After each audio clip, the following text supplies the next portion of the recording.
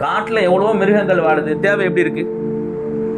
காட்டுல பெரிய யானை இருக்குது, இருக்கிறதுலயே பெரிய வஸ்து அதுதான், பெரிய மிருகம் அதுதான். எவ்வளோ அதுக்கு தேவை? 4 பனைமட்டையை பிச்சு போட்டு கொஞ்சம் தண்ணி வச்சா போதும். உண்டா இல்லையா? ஒரு நாளைக்கு எவ்வளோ பெரிய சிங்கம் இருக்குது, ஒரு ஆட்டுக்குட்டி போதும். எவ்வளோ பெரிய புலி இருக்குது, ஒரு மாடை வெட்டி போட்டா என்ன செய்யும்? அந்த சிங்க கூட்டமே சாப்பிட்டு போயிடும். எவ்வளோ பெரிய பலமான விலங்குகள், அதுக்கு தேவையெல்லாம் குறைச்சு கொடுத்தான். அதுக்கு தேவை என்ன செஞ்சான்? அல்லாஹ் தஆலா குறைச்சான். ஒரு 4 பனைமட்டை கொஞ்சம் தண்ணி வச்சா ஒரு எவ்வளவு பெரிய யானைக்கும் போதுமா இருக்குது. ஒரு ஆட்டுக்குட்டியை பிடிச்சு போட்டா அந்த புலிக்கும் சிங்கத்துக்கும் போதுமா இருக்குது. அப்போ எவ்வளோ பெரிய பலமான விலங்குகளுக்கெல்லாம் தேவையை சுருக்குனான்லா.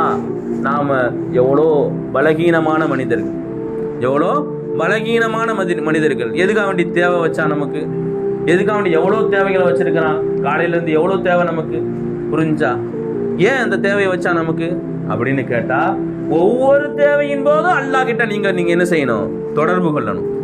காலையில என்ன செய்யறோம்? யா அல்லாஹ், இவர்கிட்ட போய் இன்னைக்கு கையெழுத்து வாங்க வேண்டியிருக்கு, இந்த தேவையை நிறைவேற்றி கொடு. கையெழுத்து வாங்கிட்டீங்க. யா அல்லாஹ், வீட்டுக்கு போய் நல்லபடியா சேரணும், அந்த தேவையை நிறைவேற்றி கொடு. யா அல்லாஹ், காலையில டிஃபன் சாப்பிடணும், அந்த தேவையை நிறைவேற்றி கொடு. யா அல்லாஹ், மதியானம் சாப்பாடு சாப்பிடணும், அந்த தேவையை நிறைவேற்றி கொடு. யா அல்லாஹ், இந்த ஆபீஸ்ல ஒர்க்கு பாக்கியா இருக்குது, அந்த தேவையை நிறைவேற்றி கொடு. யா அல்லாஹ், என் பிள்ளைக்கு கல்யாணம் பேசியிருக்கிற அந்த கல்யாணத்தை நல்லபடியா நடத்தி கொடு.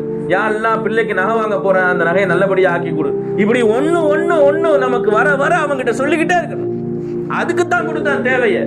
அதுக்கு தான் தேவையை வச்சதுக்கு காரணம் என்ன? அவங்கிட்ட உங்களுடைய கான்டாக்ட் அதிகமாக இருக்கணும்.